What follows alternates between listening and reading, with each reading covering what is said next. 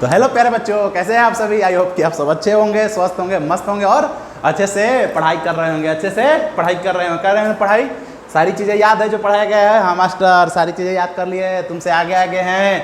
चलो तो आज पढ़ेंगे लास्ट टॉपिक। आज समापन समारोह है, थोड़ा सा है, बस 2 टॉपिक है, एक refraction through a glass slab और एक लॉ ऑफ रिफ्रैक्शन। एक लॉ ऑफ रिफ्रैक्शन, बस 2 टॉपिक है, छोटा छोटा, उसको कवर करते हैं। आज चैप्टर समाप्त हो जाएगा। फिर अगला चैप्टर पढ़ेंगे human I and colourful world. अगला चैप्टर चालू करेंगे human I and colourful world. चलो देखते हैं, बस ग्लास स्लैब के थ्रू रिफ्रैक्शन देखेंगे।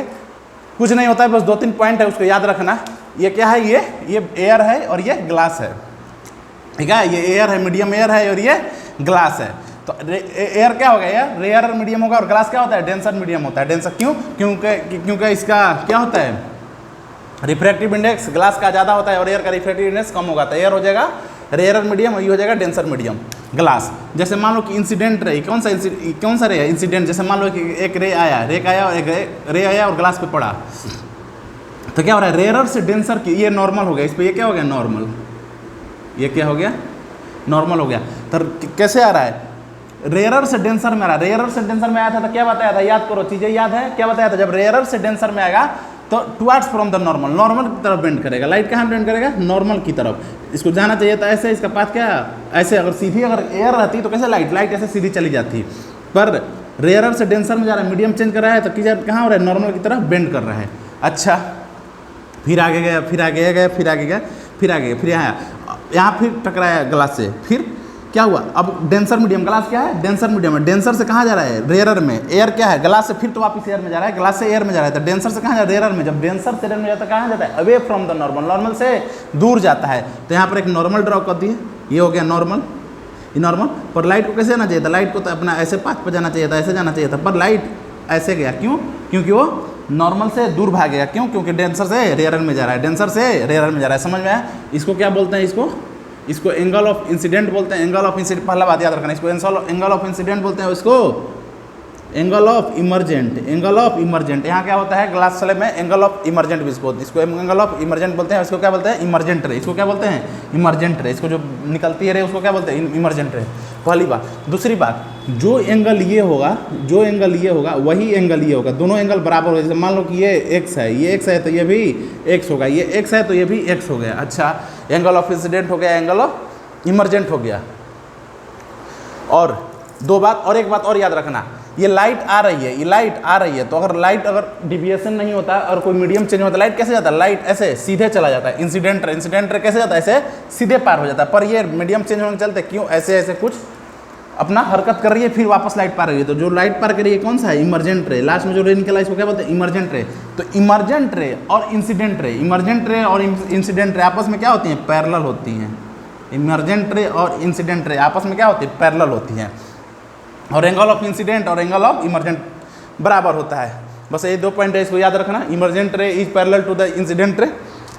इमरजेंट रे, इंसिडेंट रे, ये क्या है, incident ray, incident ray. Emergent ray incident रे के पैरेलल होती है। और एंगल ऑफ इंसिडेंट और एंगल ऑफ इमरजेंट क्या होती है, बराबर होती है। एंगल ऑफ इंसिडेंट और एंगल ऑफ इमरजेंट बराबर होती है। बस थ्योरी आता है, 2-3 पॉइंट है, ये याद करना, ज़्यादा कुछ नहीं है।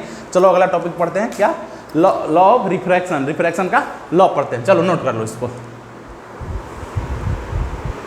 चलो देखते हैं लॉ ऑफ रिफ्रैक्शन क्या होता है। लॉ ऑफ रिफ्रैक्शन कहता है वही जो लॉ ऑफ रिफ्लेक्शन था, the incident ray, the normal and the refracted ray lie on the same plane. सारा क्या होता है, सेम प्लेन पर लाई करता है, सारा सेम प्लेन पर लाई करता है। सेम प्लेन पर लाई करता है मतलब एक ही प्लेन पर लाई करता है, एक ही प्लेन पर लाई करता है।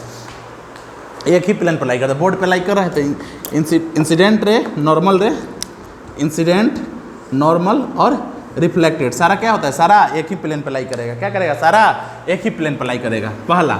और दूसरा लॉ क्या कहता है, दूसरा लॉ कहता है कि जैसे मान लो कि ये यहाँ से लाइट आया, जैसे यहाँ से लाइट आया, रे आया, इंसिडेंट रे आया, टकराने के बाद रिफ्लेक्ट कर गया, टकराने के बाद क्या कहता है, रिफ्रैक्ट कर गया। तो सेकेंड लॉ क्या कहता है कि sine of angle of incident to the sine of angle of reflected, दोनों का रेशियो, साइन के साथ एंगल ऑफ इंसिडेंट और sine of angle of reflected, दोनों का रेशियो कर लेंगे तो हमेशा कांस्टेंट होगा। The ratio of sine of angle of incident to the angle of reflected is remain constant, remain constant for given pair of media, for given pair of media. Media मतलब media change नहीं होना चाहिए, pair दोनों same होना चाहिए। अगर ये air है ये ग्लास है तो एयर और ग्लास ही रहना चाहिए। जो पेयर दिया हुआ है मीडियम का, एयर और वाटर, एक एयर दिया है एक वाटर दिया, तो एयर और ये वाटर ही रहना चाहिए for given pair of media. For given pair of media the angle of the ratio of angle of sine of incident ray to the sine of refracted ray is remain constant for a given pair of media. वही लिखा हुआ है कि the ratio of sine of angle of incident to the sine of angle of refraction remain constant for the given pair of media. इसी को क्या बोलते हैं? इसी को स्नेल्स लॉ भी बोलते हैं। इसी को क्या बोलते हैं? Snell's law. इसी को क्या बोलते हैं? Snell's law. आ जाता है सीबीएसई में Snell's law. What is Snell's law? Define Snell's law. क्या होता है? यही होता है लॉ ऑफ रिफ्लेक्शन का सेकेंड रूल क्या है? स्नेल्स लॉ होता है। ये क्या बोलता है कि साइन ऑफ इंसिडेंट रे मतलब एंगल ऑफ इंसिडेंट और sine of angle of refracted क्या होता है? कांस्टेंट होता है। क्या होता है? कांस्टेंट होता है। क्या होता है? कांस्टेंट होता है। क्या होता है? कांस्टेंट होता है। समझ में आया? चीज़ें समझ में आया?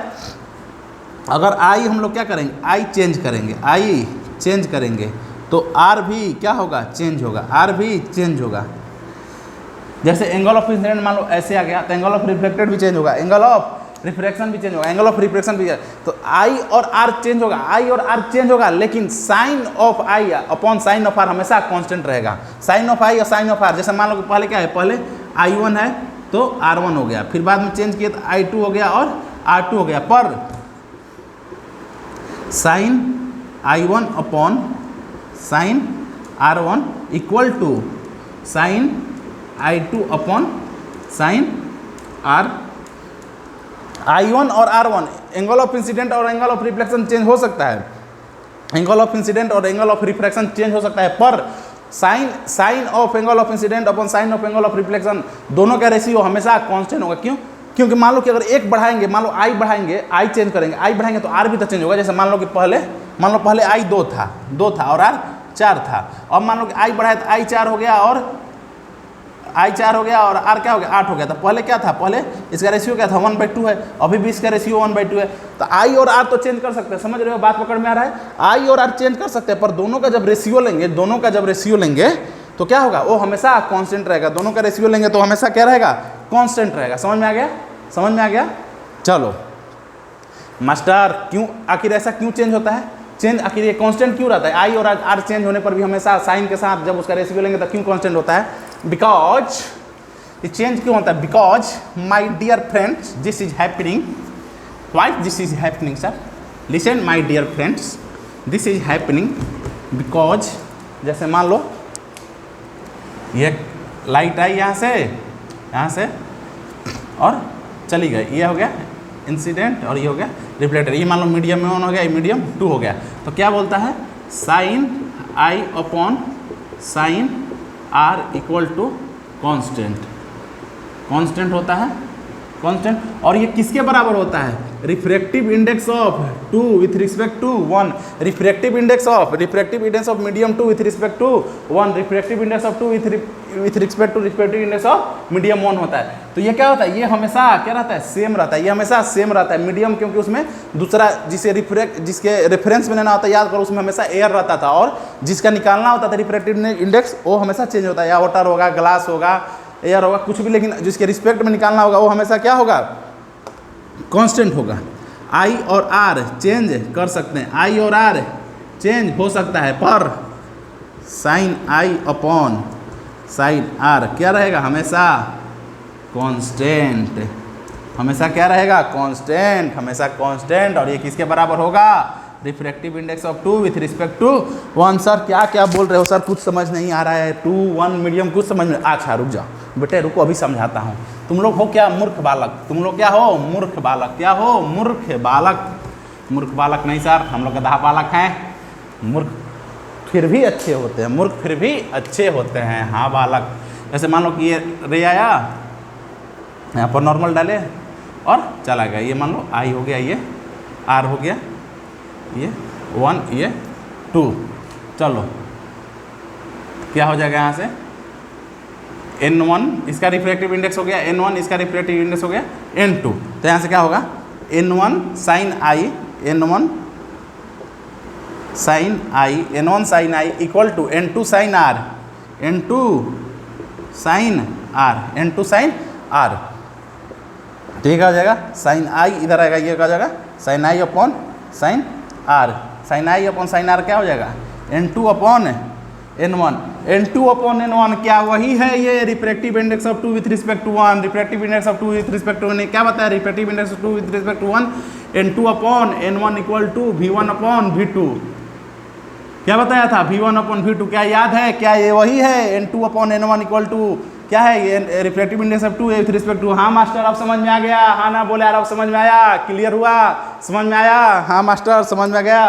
तो चलो समझ में आ गया, तो हम लोग का चैप्टर यहीं पर होता है समाप्त। आप लोग पढ़ाई करते रहिए अच्छे से, और जो जो पढ़ाया गया याद करते रहिए। चैप्टर इजी है लेकिन थोड़ा लंबा है, मैं भी इस बात को बोलता हूँ चैप्टर क्या है, चैप्टर थोड़ा लंबा है लेकिन इजी है। चीज़ें याद रखोगे तो सारी चीज़ें कवर हो जाएगी, और क्वेश्चन जो आएगा क्वेश्चन बस याद रहेगा, देखोगे बस क्वेश्चन आंसर लगाते जाओगे।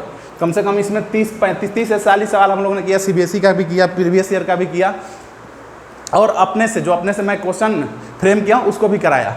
तो सारे क्वेश्चन को एक बार देख लेना, उसके बाद सब फार्मूला याद कर लेना, lens formula, mirror formula, magnification याद कर लेना, फिर दोनों का रूल याद कर लेना, कनकेव लेंस का और मिरर का दोनों का रूल याद कर लेना, कनकेव का कन्वेक्स का क्या रूल होता है इमेज फॉर्मेशन के लिए, इमेज फॉर्मेशन लेंस का याद कर लेना, मिरर का याद कर लेना। 6, 6, 12, 2, 14, 2, 16 इमेज फॉर्मेशन होगा, और 2, 2, 4, 6, 7 रूल होगा इमेज फॉर्मेशन का, सब याद कर लेना। याद कर लोगे क्वेश्चन आसानी से बनेगी। पढ़ते रहो और अच्छे से अपना ख्याल रखना, अपनों का ख्याल रखना। तब तक के लिए टाटा एंड बाय बाय, जय हिंद। मिलते हैं अगले लेक्चर में।